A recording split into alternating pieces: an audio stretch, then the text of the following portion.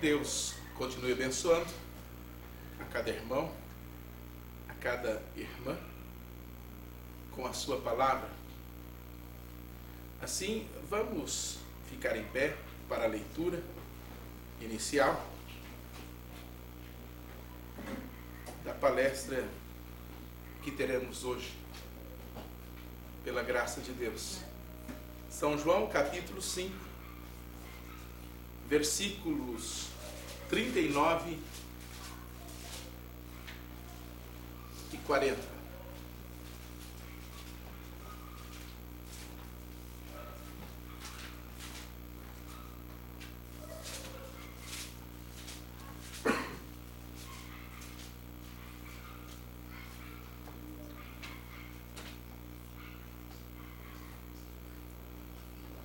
Está escrito assim: examinais as Escrituras, porque vós cuidais ter nelas a vida eterna. E são elas que de mim testificam. E não quereis vir a mim para terdes vida. Oremos. Pai bendito, Deus eterno, confirme a Tua palavra em nossos corações, abrindo o nosso entendimento para compreendermos a Tua verdade, em nome de Jesus Cristo. Amém. Amém. Assentai-vos, por gentileza. O título do nosso assunto hoje é Consultando a Palavra de Deus. Amém? Consultando a Palavra de Deus. Esse é o tema através do qual, sob o qual discorreremos. Por que consultarmos a Palavra de Deus? Porque Deus e Sua Palavra são uma coisa só. Assim, o nosso urim tumim hoje é a Bíblia. A Bíblia Sagrada, porque cremos ser ela o indubitável livro da verdade, a infalível palavra de Deus. Logo, o nosso lema tem de ser: aonde a Bíblia fala, nós falamos. Aonde a Bíblia cala, nós calamos. Logo, não interpretamos a Escritura, as Escrituras, senão pelas Escrituras. Ou seja, a Bíblia interpreta a Bíblia, a Escritura interpreta a Escritura. Por que é importante consultarmos a Deus em Sua Palavra em tudo o que nós vamos fazer aqui nessa terra? Porque sempre Deus nos guia através da Sua Palavra. O Espírito Santo é o condutor e Ele nos conduz às Escrituras. Ele nos conduz à Palavra. É Ele quem nos ensina toda a verdade de Deus. É Ele quem interpreta as Escrituras com a própria Escritura. E Jesus Cristo, nesta ocasião, quando diz àqueles religiosos esta verdade acerca do procedimento deles, Ele os repreendeu aquele povo. Ele disse: vós examinais as Escrituras, porque cuidais ter nelas a vida eterna. Assim como aqueles que examinavam as Escrituras porque cuidavam ter nela a vida eterna, nós também consultamos a palavra e a examinamos porque cuidamos que ela é a verdade de Deus para as nossas vidas. Mas Jesus Cristo fez essa declaração: e não quereis vir a mim para terdes vida.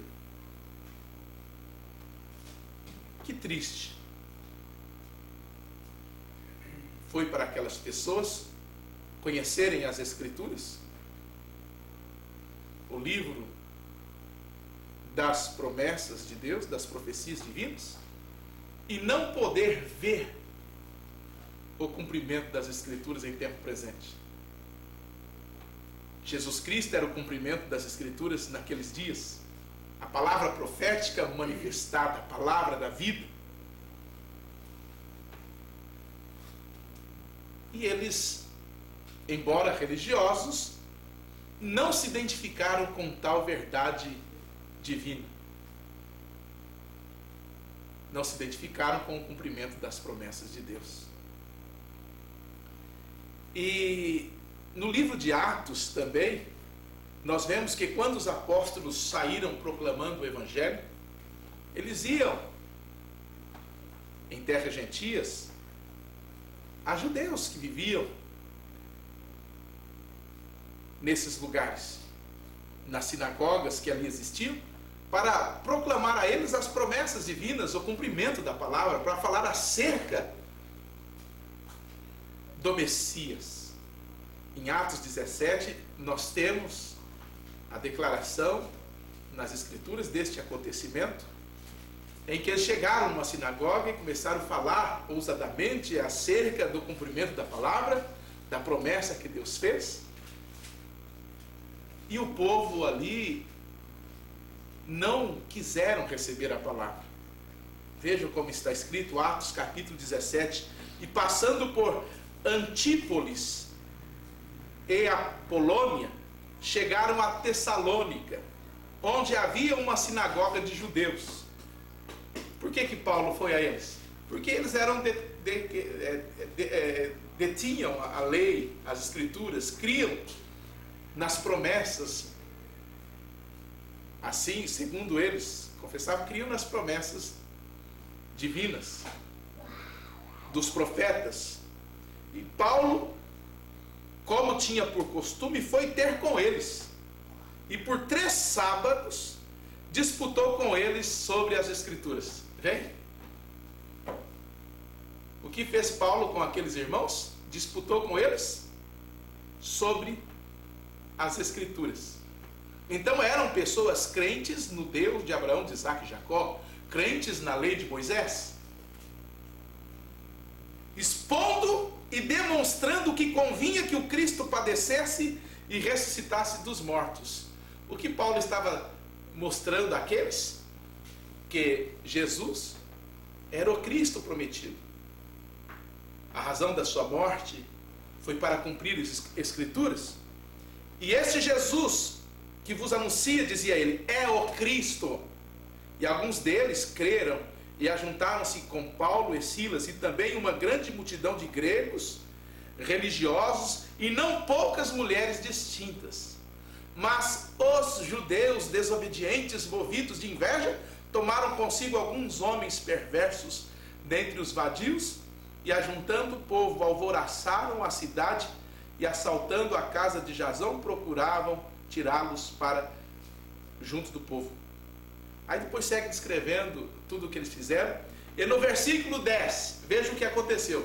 No capítulo 17 de Atos, a Bíblia diz: e logo os irmãos enviaram de noite a Paulo e Silas a Bereia, uma outra cidade.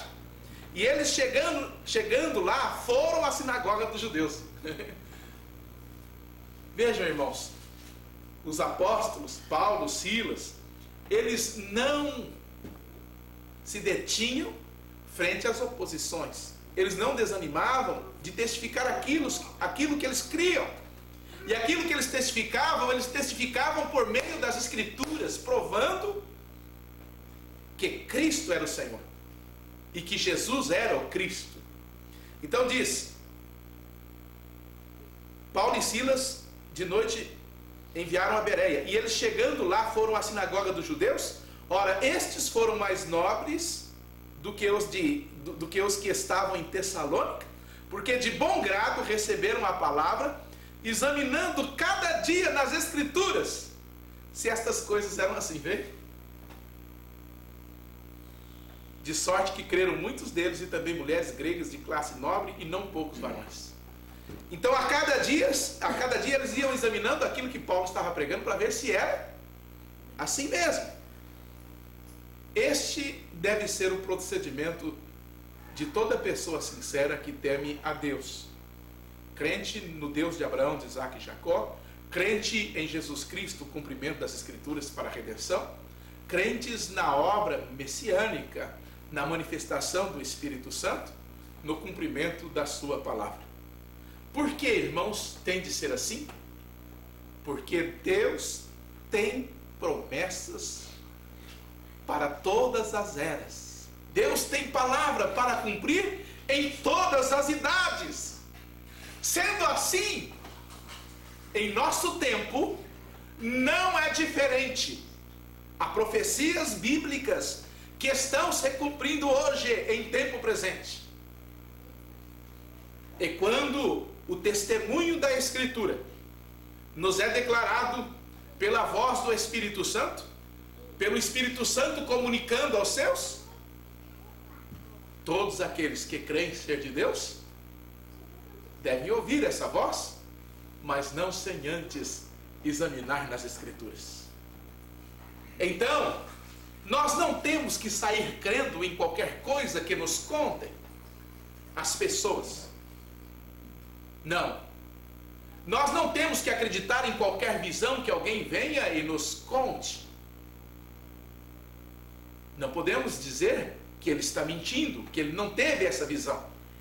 Mas podemos, sim, examinar pela luz da Escritura se aquilo é de Deus ou não. Se é de Deus, nós recebemos. Se não combina com as Escrituras, se não se harmoniza com o Evangelho de Jesus Cristo, nós rejeitamos. Porque está escrito que mesmo que um anjo do céu desça e nos anuncie outro Evangelho, além do que já foi anunciado, a Bíblia diz que seja anátema, seja maldito. Quem foi que disse isso? Foi o Espírito Santo através do apóstolo São Paulo. Então, cada pessoa é responsável por si mesma, segundo as Escrituras. Assim como cada ministro é responsável pelo povo que Deus coloca sob o seu ministério local. Porque, em se tratando da igreja física, palpável aqui na terra, ela é local. Ela é soberana em sua localidade. Sabe por quê? Porque uma igreja, ela não está representada unicamente numa lâmpada que se encontra na presença de Deus, mas ela está representada num candelabro com 7 lâmpadas. E cada igreja, ela deve ser um ramo direto da videira, do tronco, da cepa, que é Cristo. É assim. Logo, não pode existir uma igreja que é ramo de outro ramo, porque isso não combina. Se aquele ramo murcha, todos que estão ligados naquele ramo murcham também. Se aquele ramo é cortado, todos que estão ligados naquele ramo é cortado também. Então, cada pessoa, como indivíduo, é um Israel de Deus. Está representado na nação de Israel como indivíduo. Logo, é um templo do Espírito Santo para a obra do Espírito Santo, a obra do ministério. Cada pessoa como indivíduo. E logo, cada igreja em sua localidade é um corpo completo nesta localidade. Amém? No sentido de estrutura. No sentido de estrutura, porque é um ramo ligado direto na videira. Tem o seu ministério local. E agora, os ministérios que Cristo coloca para o seu corpo místico são dons para o benefício do povo. E há 5 ministérios para o crescimento da igreja, para que esta igreja chegue à estatura completa de Jesus Cristo. E o fundamento de Deus é este, que Ele conhece o que são seus. E Ele trabalha. Amém? Então, toda a glória, toda a honra tem de ser Cristo. Cada pessoa ela tem que estar centrada a Cristo. Cada igreja local ela tem que estar centrada a Cristo. Isto é assim. Por isso que a igreja do Senhor Jesus Cristo não é um sistema organizacional, político, como o que existe nesse mundo terreno. Dentre os distintos segmentos denominados cristãos, nós vemos essa organização humana, política, religiosa, que tirou do princípio a originalidade do mover do Espírito no cumprimento da sua palavra. Vamos ler a escritura de Gálatas, já que nós estamos falando sobre consultar a palavra de Deus, e ver se tudo isso que está sendo falado é assim mesmo. Que nos conte as escrituras, que nos testifique as escrituras. Gálatas, capítulo 1.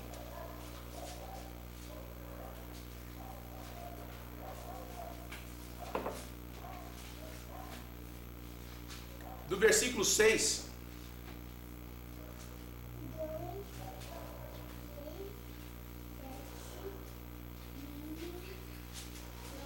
Do 6 ao 9, diz assim: maravilho-me, Gálatas capítulo 1, versículo do 6 ao 9.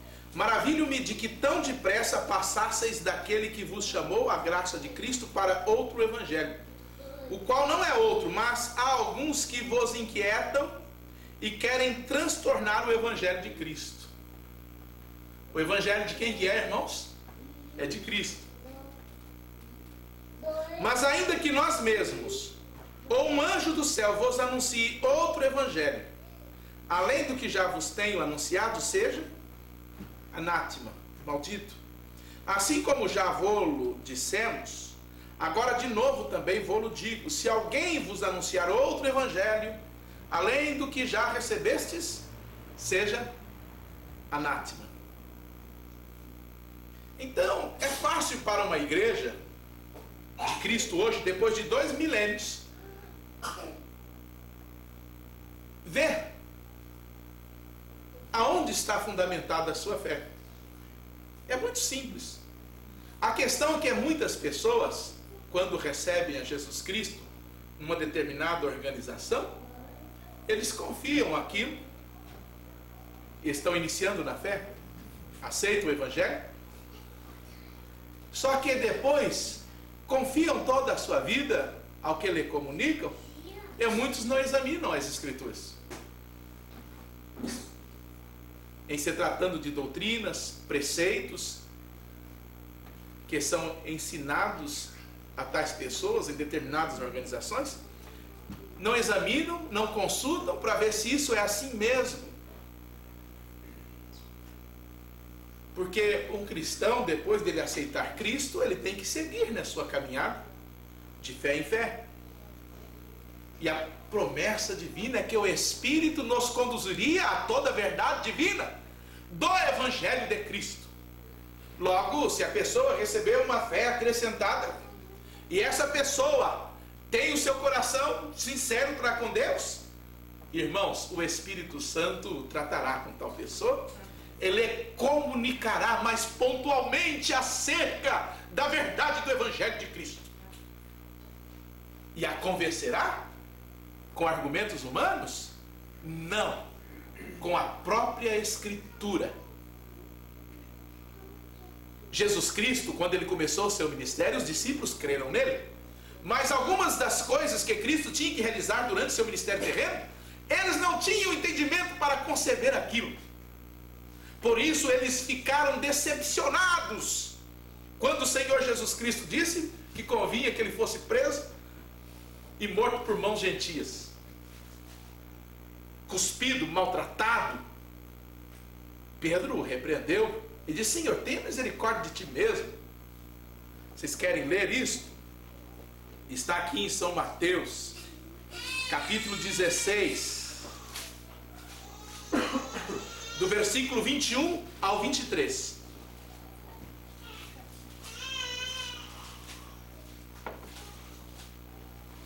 Diz assim a Escritura: desde então, começou Jesus a mostrar aos seus discípulos que convinha ir a Jerusalém.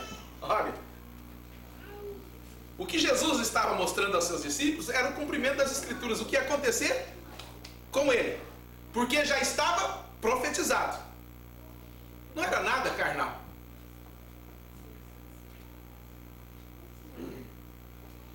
Que convinha ir a Jerusalém e padecer muito dos anciãos e dos principais, dos sacerdotes e dos escribas, e ser morto e ressuscitar ao terceiro dia.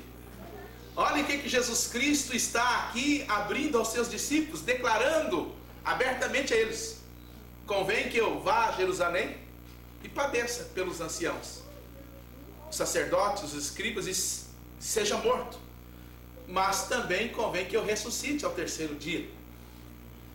Olha o versículo 22 e 23 diz: e Pedro, tomando-o de parte, começou a repreendê-lo, dizendo: Senhor, tem compaixão de ti, de modo nenhum te acontecerá isto. Ele, porém, voltando-se, disse a Pedro: para trás de mim, Satanás, que me serve de escândalo, porque não compreendes as coisas que são de Deus, mas só as que são dos homens. Irmãos, suportaríamos nós tal repreensão do Senhor Jesus Cristo? Ou sairíamos com amargura no coração, indignado, dizendo: não vou seguir este homem não, um homem me chamou de diabo, pensava que ele era o Cristo, mas dizendo que eu não sei de nada. Veja que o sentimento de Pedro, em nossa razão humana, era um bom sentimento. Ele estava sentindo as dores do Senhor Jesus Cristo, não querendo que tais coisas acontecessem com ele, que ele sofresse. Só que aquilo que ele estava querendo, humanamente falando, razão humana, opunha-se ao cumprimento das Escrituras. E ser um opositor, se opor contra a verdade da Bíblia, que tem que se cumprir na vida das pessoas, é rebelião. Uma pessoa opositora é um diabo, porque o diabo significa opositor. Satanás quer dizer aquele que se opõe. Então, naquele momento, Pedro foi chamado de Satanás porque ele estava se opondo às palavras de Deus, que tinham que ser cumpridas. Era o cumprimento das Escrituras. Então Jesus falou: para trás de mim, Satanás. Ele não disse um ungido pelo diabo, ele o chamou de Satanás, porque naquele momento Pedro se opôs. E a palavra Satanás significa opositor. Então naquele momento ele foi um Satanás, um opositor. Jesus não referiu a Pedro como sendo ele Lúcifer, o espírito maligno, mas sim a um opositor, a Satanás, a um diabo. Não o diabo, né? Entende? Entende só das coisas dos homens e não pode compreender as coisas que são de Deus. Mas um pouquinho atrás, Jesus Cristo tinha dito acerca de Pedro que ele tinha a revelação do céu. E quando foi que Jesus Cristo disse que Pedro tinha a revelação do céu? Quando ele respondeu corretamente o cumprimento das Escrituras. Jesus disse: que dizem os homens ser o Filho do Homem? Cada um tinha uma ideia acerca do Filho do Homem. E quando ele perguntou: e vós, quem dizeis que eu sou? Pedro se levantou e disse: tu és o Cristo, o Filho do Deus vivo. Aquilo que Pedro testificou era o cumprimento das Escrituras. E Jesus Cristo disse: não te revelou carne nem sangue, mas meu Pai que está no céu. E sobre esta pedra, sobre esta revelação do Pai Celestial, edificarei a minha igreja. Então a igreja do Senhor Jesus Cristo, veja bem, irmãos, ela está fundamentada na revelação do Pai Celestial em todos os tempos. Logo, se a igreja de Cristo hoje, ela tem que estar fundamentada na revelação do Pai Celestial, de quem é Cristo em tempo presente, no cumprimento da sua palavra. Então a revelação do Pai Celestial não é acerca de adoração a Deus tão somente, de preceitos bíblicos tão somente, fundamentado num sistema religioso, mas sim no mover do Espírito, veja bem, no cumprimento da sua palavra. Por isso que os que são de Deus ouvem a voz de Deus, porque eles consultam e examinam escrituristicamente para ver se as coisas são bem assim. Logo são mais nobres do que muitos religiosos, que quando ouvem se precipitam a se opor, a falar contra aquilo que é o cumprimento das Escrituras, sem antes consultar a palavra e examinar corretamente se as coisas são bem assim. Amém? Bem? Pedro foi chamado de Satanás naquele momento, porque naquele momento ele se opôs. No momento que ele foi chamado, no momento em que Jesus disse que lhe daria a chave do reino dos céus, essa promessa foi feita porque teve a revelação do Pai Celestial. Se nós lermos em São Lucas 19, nós veremos. Então, irmãos, vocês perceberam que uma pessoa que é de Deus, ela não tem a revelação de todo o programa de Deus no mesmo momento? Essa revelação, ela vem gradativa. Vocês perceberam isso? Foi por isso que no momento Pedro, Jesus Cristo declarou que sobre a revelação que ele tinha do Pai Celestial, a igreja seria fundamentada. Mas no outro momento, nós vemos que Jesus chamou de Satanás porque ele não tinha revelação acerca de certa obra que tinha por se cumprir. Agora, Jesus não chamou de Satanás por não ter revelação da obra que tinha que se cumprir, mas por ele se opor àquela obra. Entendeu? Por ele não querer que aquilo se cumprisse. Então, nessa atitude é que ele foi repreendido. Porque o fato de uma pessoa não compreender coisas que Deus tem para fazer no cumprimento da sua palavra, no tempo em que ele vive, isso não faz dela um opositor ao programa de Deus. Mas quando ela se levanta e diz que aquilo não é assim, é que não vai permitir que aquilo aconteça, então Deus trata diferente. Deus fala e repreende, como repreendeu a Pedro. Amém? Então nós vemos que os discípulos, eles criam que Jesus era o Cristo, criam, mas eles sabiam qual a obra que o Cristo tinha que realizar naqueles dias? Não, porque eles cuidavam que o Cristo não havia de morrer. Eles cuidavam que o Cristo ia tomar o reino político naqueles dias. Eles cuidavam isso. E eles ficaram decepcionados com a morte do Senhor Jesus Cristo. Ficaram como ovelhas sem pastor. Jesus Cristo viu tudo aquilo. Em São Lucas, capítulo... Vejam bem aqui.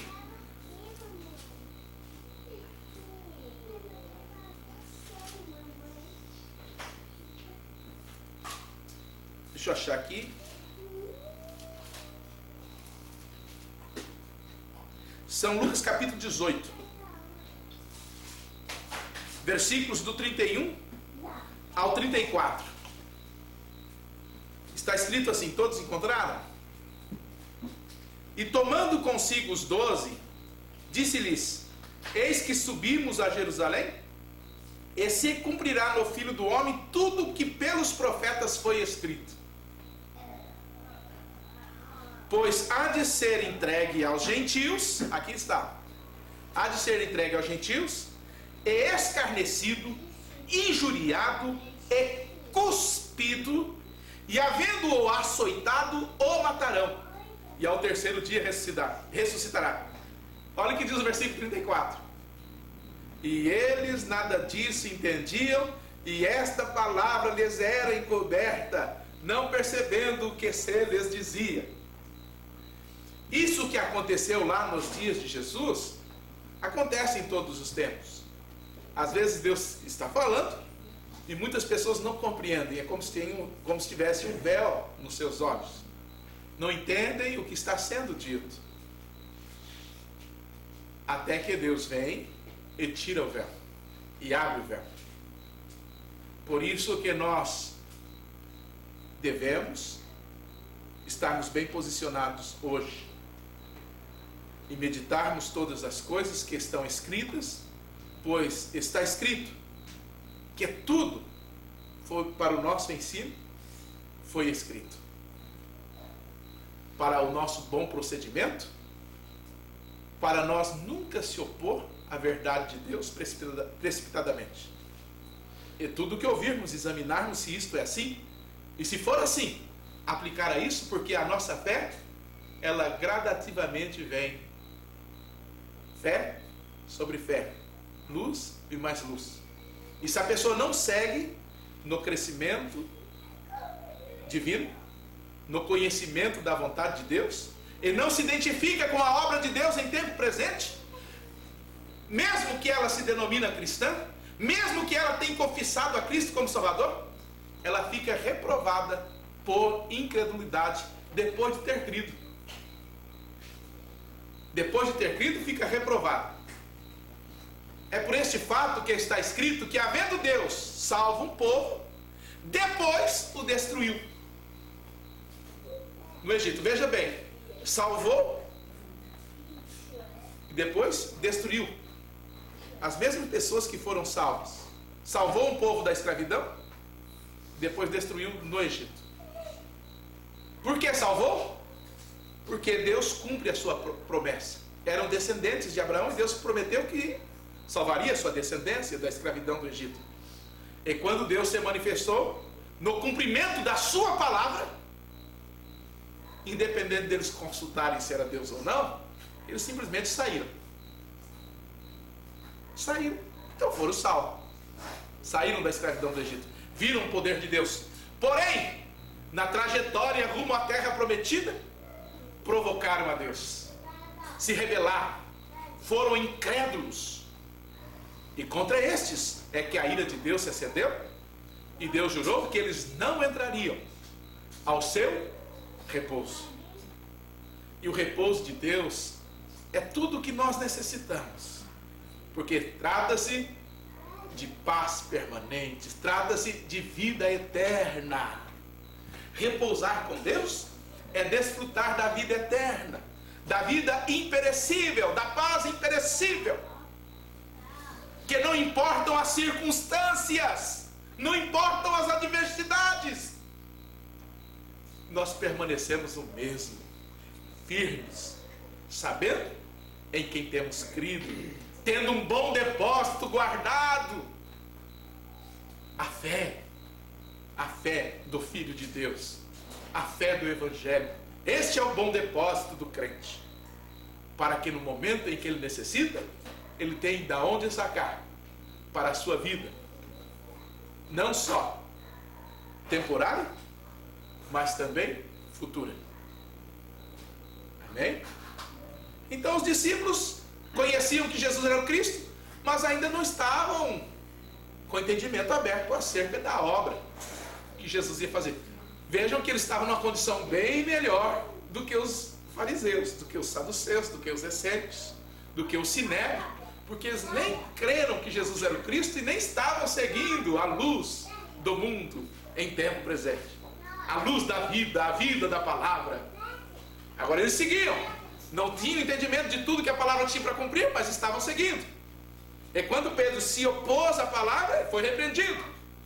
Mas ele era de Deus. Por isso, num determinado momento, sem entender nada,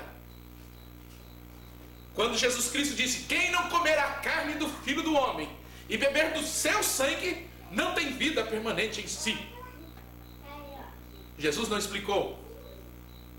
Haviam 70 que saíram sob a ordem de Jesus, fazendo sinais e prodígios, curando enfermos, ressuscitando mortos, e depois vieram a Jesus dizendo que, contentes, que até mesmo os demônios se sujeitavam no nome de Jesus. Depois de tudo isso, irmãos, ao ouvirem um pouquinho mais da porção da palavra, eles falaram, não, até aqui nós viemos, mas da agora em diante não dá para seguir mais esse homem não. O homem é um vampiro, está dizendo para a gente comer a sua carne, beber o seu sangue, e isso eu não suporto. Não creram, não seguiram adiante. A Bíblia diz que começaram a ir embora. Aí Jesus Cristo, vendo os 12 que argumentando um com os outros, falou, mas o mestre está querendo mandar tudo embora mesmo, que esse discurso é duro, hein? Duro é esse discurso. Jesus, percebendo que eles estavam dialogando em seus corações, o que havia em seus pensamentos, disse, vocês também não querem se retirar? Aí sabe que Pedro se adentrou e disse? Falou, Senhor, eu não entendo nada, mas não importa, mas para onde vamos nós? Se só tu tens palavra de vida eterna. Veja, Pedro estava bem firme e seguro da revelação do Pai Celestial de quem era Jesus. Então ele disse, eu não entendi, mas eu sei que é algo glorioso, eu vou entender. E noutra ocasião Jesus disse isso a Pedro mesmo, quando Pedro não quis lavar os seus pés, não quis que Jesus lavasse os seus pés, ele disse, Pedro, o que tu não entendes agora, tu entenderás depois. Amém? Por quê? Porque sempre Deus abre o entendimento do seu povo para compreender as Escrituras, para se identificar com a palavra da promessa em tempo presente. Sempre foi assim.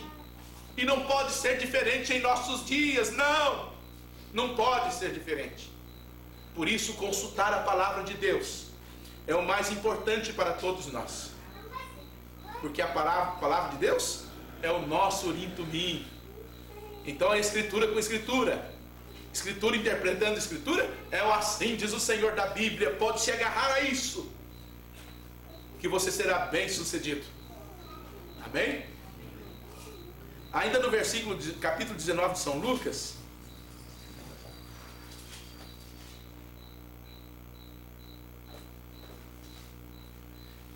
do capítulo 19, versículo 11, olha o que diz aqui, ó.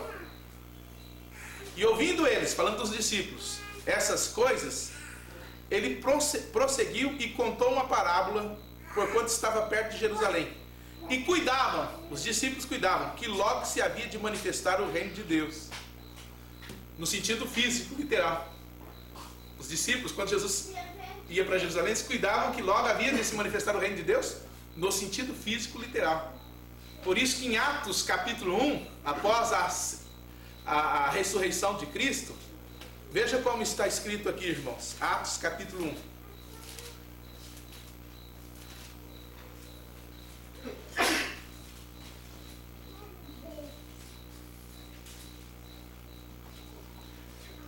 Versículo 6. Atos capítulo 1, versículo 6. Está escrito assim: aqueles, pois, que se haviam reunido, perguntaram-lhe, dizendo: Senhor, restaurarás tu neste tempo o reino a Israel?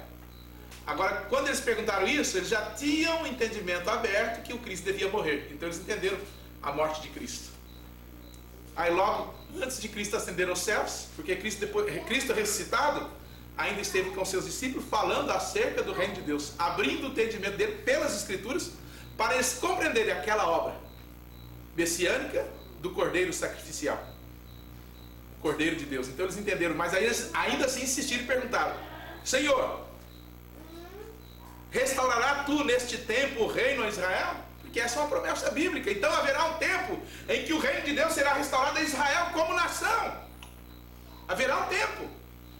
E nós temos que estar vigiando o cumprimento das Escrituras, vendo os acontecimentos e consultando a palavra de Deus. E por meio da palavra de Deus nós percebemos qual o mover do Espírito hoje, a obra vigente de Cristo no meio da sua igreja. Nós percebemos pela Escritura.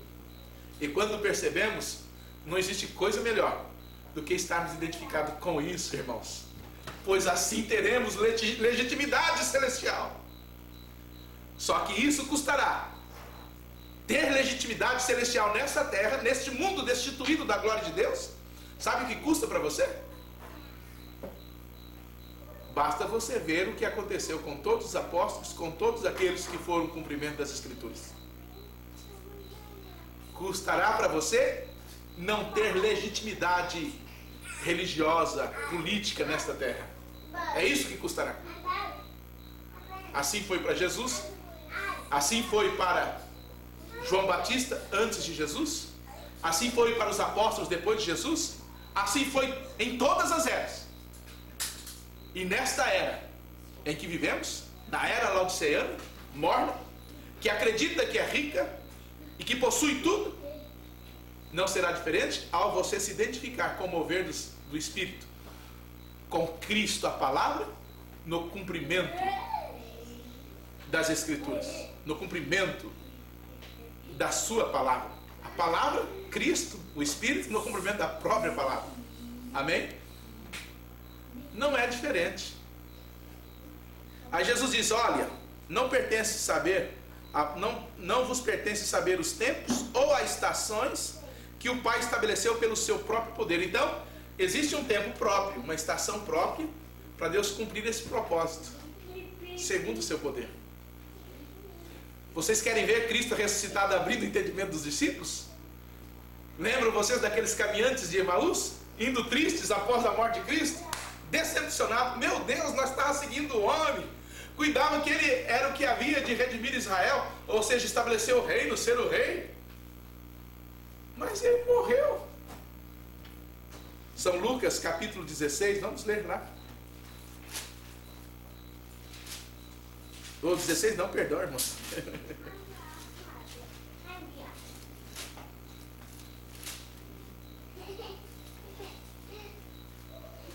É capítulo 23. Não, 23 não. Jesus preso.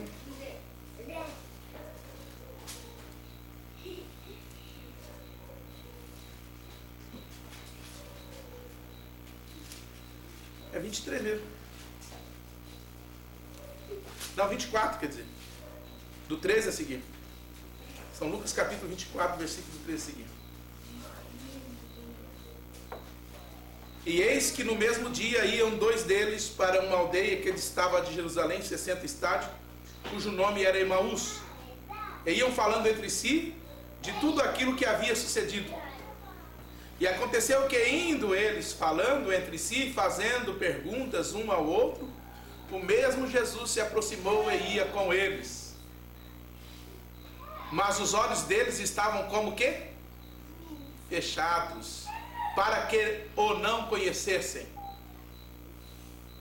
E ele lhes disse: que palavras são essas que caminhando trocais entre vós, e por que estáis tristes? E respondendo um cujo nome era Cleopas, disse-lhe: és tu só peregrino em Jerusalém, e não sabes as coisas que nela têm sucedido nestes dias?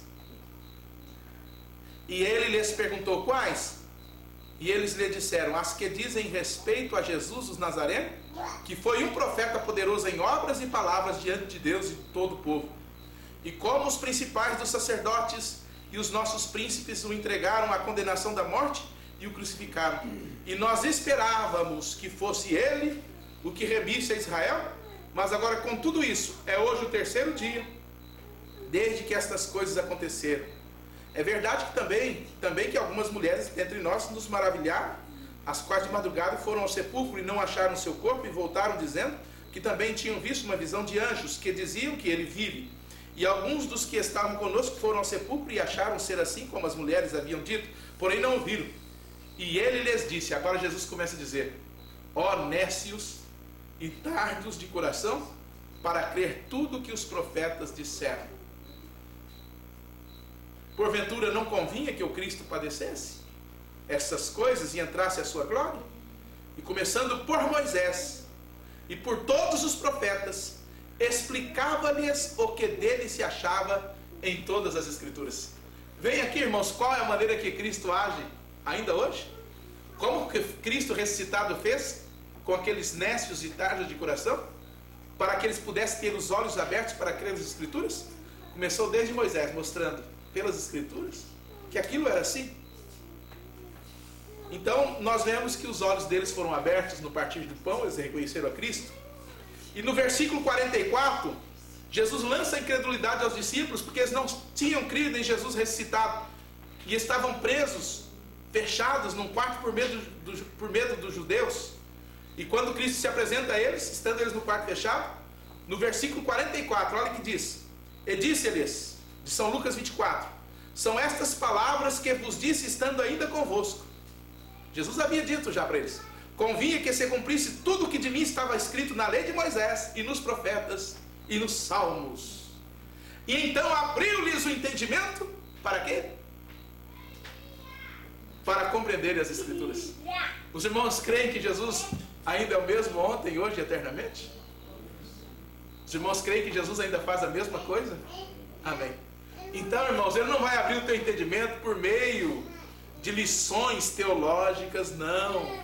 Não. Ele não vai usar livro teológico, não, com argumento pessoal, filosófico, não. Ele vai usar a mesma palavra, as Escrituras, as profecias, os salmos, os profetas, aquilo que está escrito nos evangelhos. É por meio disso que Ele vai abrir o teu entendimento, para que em tempo presente esteja identificado como o Evangelho de Jesus Cristo, o Evangelho da nossa salvação, o qual nós devemos obedecer em tempo presente. Porque quando Ele vir desde o céu, aqueles que são atribulados por razão do Evangelho, por praticar o Evangelho em tempo presente, a Bíblia diz descanso.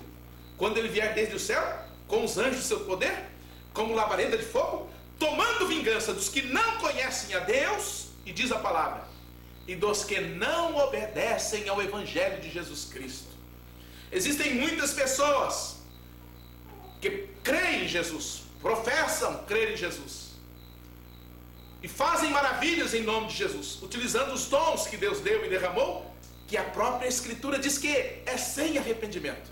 Os dons de Deus são dados sem arrependimento, independente da pessoa seguir a Deus de forma legítima ou simplesmente de forma religiosa. Se a pessoa utiliza aquele dom e se agarra numa promessa de Deus, ela recebe o benefício dessa promessa. Promessas temporárias. Agora, em se tratando da vida eterna, é somente no mover do Espírito em tempo presente, no cumprimento da sua palavra. Assim foi no passado, assim é no presente, assim será sempre. Por isso, consultar a palavra de Deus é o mais importante para nós hoje, para ver todos os nossos passos como cristãos se estão no assim diz o Senhor da Bíblia. E aonde nós percebemos que não está correto, vamos endurecer os nossos corações? De forma alguma. Por causa de argumento teológico? De forma alguma. Lançamos a este mar de conhecimento, que é o Evangelho de Cristo, para estarmos identificados com a verdade de Cristo em tempo presente. E corrigimos. Assim, pelo mover, pela explicação do Espírito, com as Escrituras. Amém? Em tempo presente. Com o cumprimento das Escrituras que nos é apresentado, aduzido a nós em tempo presente. Para assim, não nos encontrarmos como aquelas pessoas que examinavam as Escrituras, mas não queriam aceitar o cumprimento dela em tempo presente para ter vida eterna.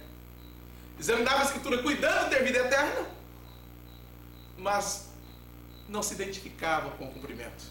Então não basta simplesmente ler as Escrituras, examiná-las, se não for para nos identificar com a verdade dela em tempo presente. Amém? Então Jesus abriu-lhes o entendimento para compreenderem as Escrituras. Aí ele começou já dizendo assim, no versículo 46, assim está escrito, e assim convinha que o Cristo padecesse e ao terceiro dia ressuscitasse dos mortos, e em seu nome se pregasse o arrependimento e a remissão dos pecados em todas as nações, começando por Jerusalém. Qual foi o decreto de Cristo? Por que Cristo morreu e ressuscitou? Para que em seu nome se pregue o quê? O arrependimento e a remissão dos pecados. Só lá em Jerusalém? Não. Em todas as nações, começando por Jerusalém. Sabe, irmãos, o que eu ouvi de um professor bíblico numa lição bíblica de escola dominical de um movimento pentecostal acerca de Pedro batizar em nome de Jesus no livro de Atos lá em Jerusalém? Sabe o que ele disse? Ele falou, não, Pedro fez assim lá em Jerusalém porque os judeus negaram o filho, eles criam só no Pai, em Jeová. Então, como eles negaram o filho, aí Pedro, movido pelo Espírito, fez com que eles confessassem o filho. Então o batismo tem que ser em nome de Jesus, mas só naquela ocasião. É escriturística essa interpretação? Não. Convence a muitos? Convence.